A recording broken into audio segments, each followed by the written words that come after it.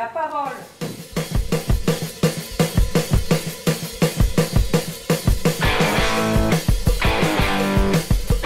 Quand on fait un spectacle sur la démocratie, la tentation est de le réduire à une participation régulière du public. Moi, je crois que ce spectacle, il interroge surtout toutes les manières que nous avons d'avoir envie de prendre la parole, de le faire ou de ne pas le faire.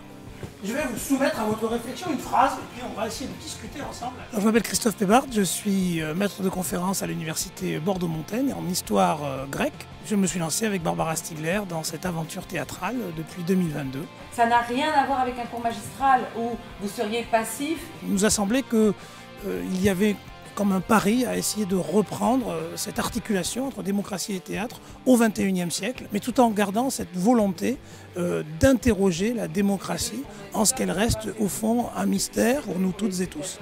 Alors là, ça ne va pas. Si je vous parle de démocratie, vous ne pouvez pas simplement attendre de moi un discours sur la démocratie, c'est contradictoire.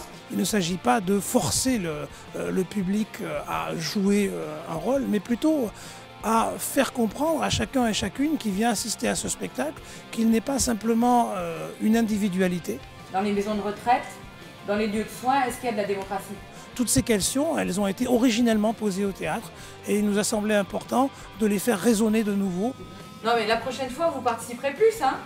Promis. Je crois que, modestement, ce que nous essayons de faire, c'est d'utiliser les théâtres qui le veulent bien pour accueillir cette réflexion collective, pour avoir envie de nouveau de se parler les uns les autres avec nos contradictions, nos désaccords, plutôt que de se réfugier dans des quant à soi qui trop souvent nous confrontent à des gens qui nous ressemblent.